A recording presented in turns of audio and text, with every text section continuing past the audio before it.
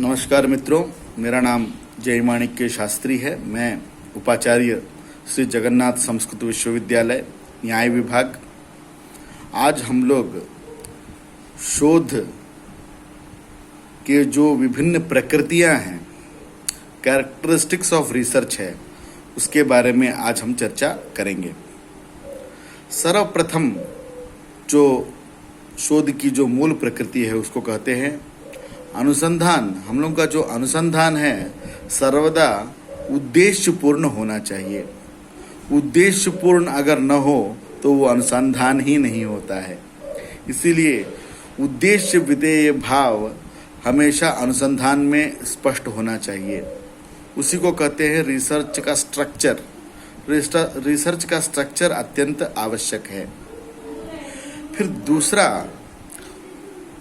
प्रकृति है अनुसंधान में जो समस्या है, शोध समस्या है, उसका विवेचन सम्यक रूप से करना चाहिए। जब समस्या स्पष्ट होगा तभी समाधान आ पाएगा। इस कारण से समस्या को स्पष्ट रूप से उसका उल्लेख करना चाहिए, उसका वर्णन करना चाहिए, आलोचना उसकी करनी चाहिए। और तीसरा है तथ्य उपादान, माने मटेरियल कलेक्शन।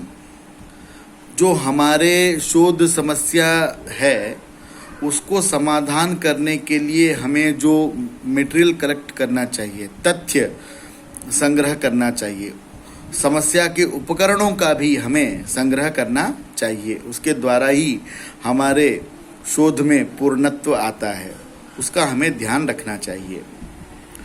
फिर संग्रहित तथ्यों का विभागीकरण और विश्लेषण शोध में अत्यंत महत्वपूर्ण है। हमारे विषय विभाग और अध्याय विभाग के अनुसार उनको स्पष्ट रूप से उनका विश्लेषण करना चाहिए।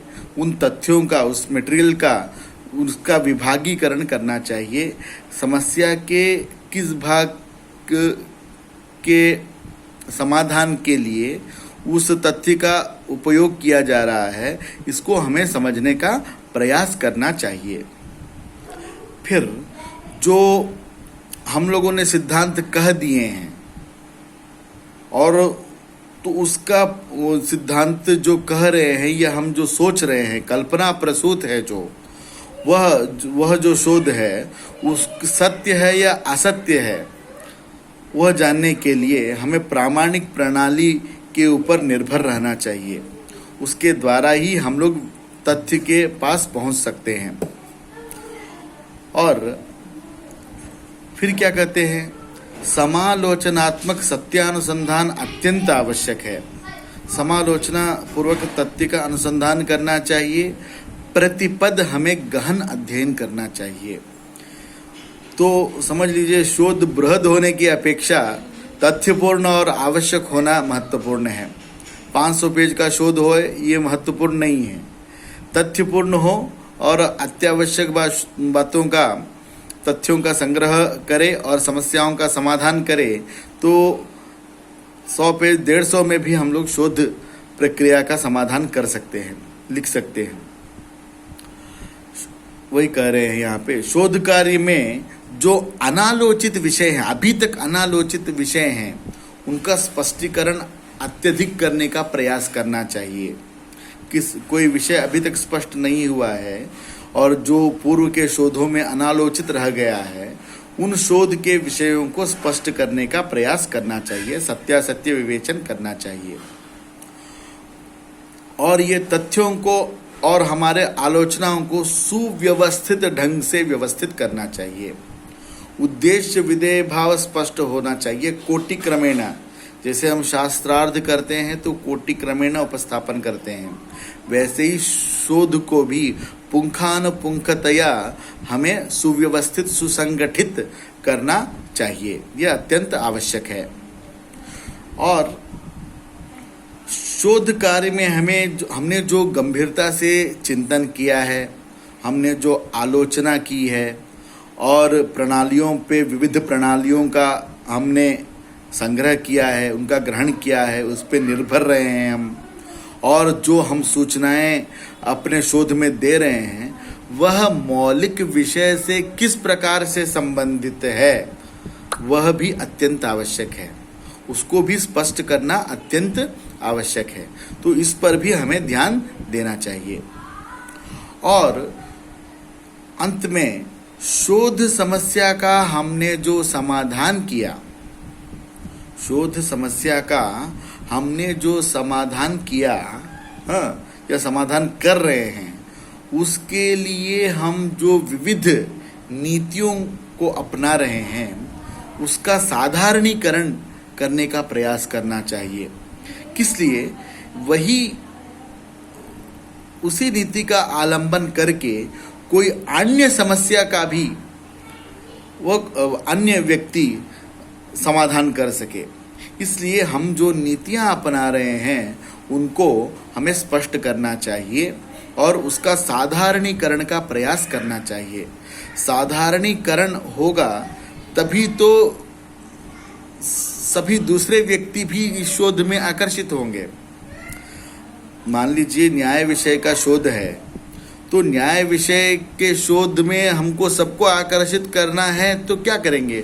उससे के जीवन के संबंधित तथ्यों को भी हम इसमें कहेंगे, तो क्या होगा? वह व्यक्ति उससे आकर्षित होगा। मान लीजिए हमें विज्ञान के व्यक्ति को आकर्षित करना है न्याय में, तो हम लोग क्या कहेंगे? न्याय में विज्ञान, ऐसा हम विषय देंगे। तो विज्ञान होगा तो वो देखने का प्रयास करेगा कि न्याय में क्या विज्ञान है, और जो समस्याएं हैं उसका समाधान करने के लिए हम क्या प्रयास कर रहे हैं वह भी हम समझ सकते हैं। इस कारण से हमें सभी तथ्यों का, सभी नीतियों का साधारणीकरण करने का प्रयास करना चाहिए। यही मुख्य अनुसंधान की प्रकृति है। तो कैरेक्टरिस्टिक्स ऑफ रिसर्च में हम लोग पहले से देखेंगे। सबसे पहले हमारा शोध उद्देश्यपूर्ण होना चाहिए। दूसरा है हमारे शोध में समस्याओं का समग्र रूप से आलोचन होना चाहिए। तथ्यों का संग्रह करना चाहिए।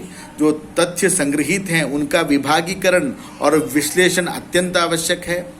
जिसको हमने कल्पना की है वो हमें उसका विचार करना चाहिए, वो सत्यासत्य है कि नहीं, उसको वो स्थापित करने के लिए प्रामाणिक प्रक्रिया जो प्रणाली है उसके ऊपर आलंबन करना चाहिए।